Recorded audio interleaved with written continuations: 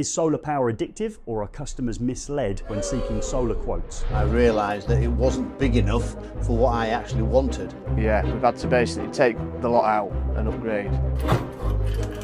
This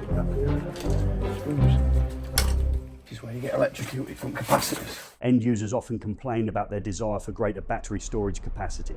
More batteries, more solar panels, especially now I've got an EV car as well.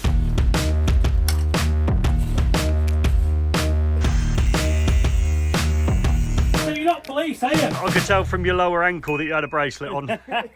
The desire for more capacity often arises during summer when they discover they are exporting excess energy back to the grid or facing limitations due to grid export restrictions. While adding additional battery storage is relatively straightforward, users soon realise that the real bottleneck for power export lies in the inverter's capacity to discharge kilowatts. This issue becomes apparent when they notice that even with a fully charged battery set, they still draw power from the grid while using high demand appliances. We are currently on site with a customer who has learned this lesson and is eager to maximise their setup by installing a vast 40 kilowatt hours of battery storage. To put this into perspective, this capacity could power an average UK home for 5 days. The only constraint on their ambition is the grid limitations of a single phase supply. We are pairing this impressive storage capacity with the Sunsynk Max 16 kilowatts, the world's largest single phase hybrid inverter. This robust solar inverter can charge and discharge batteries at 16 kilowatts, allowing this property to run almost from the battery, solar and inverter combination. This allows the homeowner to charge from their existing 12 kilowatt solar arrays or from more planned in the future. Although it may not always be sunny in Yorkshire, the 16 kilowatt charging capacity allows the battery storage to be fully charged quickly. It takes advantage of some of the low cost time of use energy tariffs available. Operating at this power level inevitably pushes residential electrical installations to their limits, presenting numerous challenges for Ross, our semi-tame electrician, to tackle. Do we need a rod? Don't do it. One such challenge is highlighted in proposed Amendment 4 of BS 7671, which addresses the power flowing through a domestic consumer unit. Speaking of units, I'm good, you?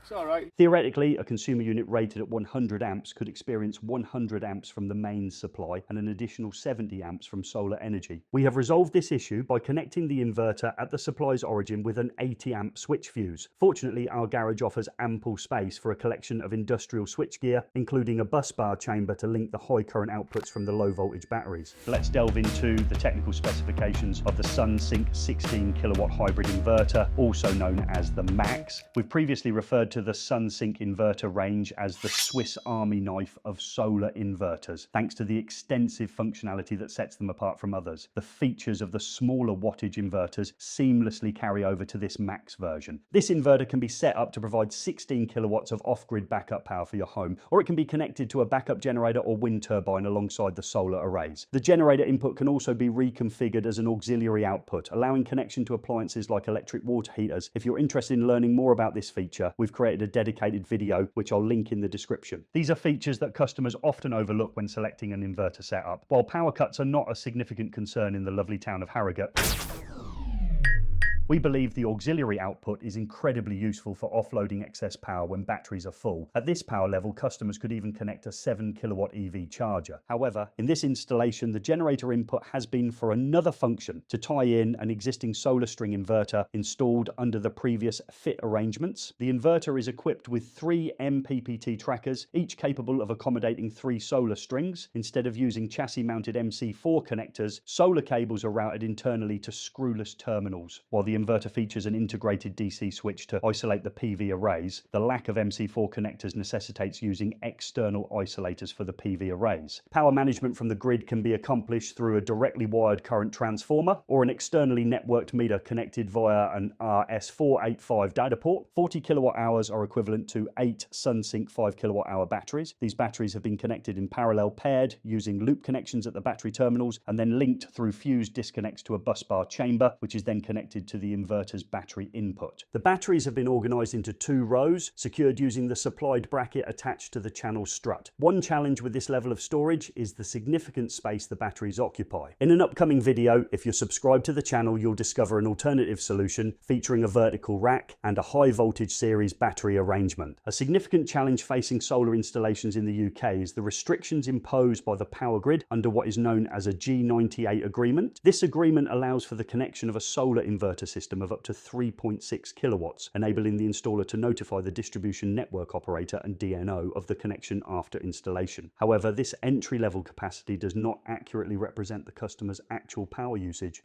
Ooh, yes, my turkey dinosaurs are ready. For installations that exceed a specified power level, a G99 agreement is required. This agreement theoretically permits the full 16 kilowatt output from the solar array or battery storage to be exported to the grid. However, such high export levels can disrupt the voltage stability of the local distribution network, prompting the distribution network operator, DNO, to restrict export capacity to mitigate potential issues. Consequently, the installer seeks a G99 agreement, which in this instance allows for an agreed export limit of 8 kilowatts. This means that while the battery or solar array can charge at the full capacity of 16 kilowatts, it can only export a maximum of 8 kilowatts back to the grid. This limitation is an important consideration for end users when evaluating a solar battery installation. Ensuring sufficient battery capacity and alternative uses for excess power is key to addressing a low G99 export level. As I sit here in my plant room, which includes a basin and a water closet, I was initially focused on where to install my inverter. And I also installed this one battery here, which I named Jimmy. But I soon realised I would need another one,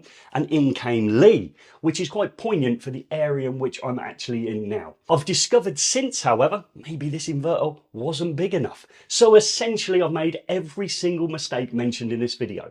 To avoid these pitfalls and other commonly made solar installer errors, I highly recommend you check out our free training package, link in the description. Oh, turns out the dinosaurs weren't cooked.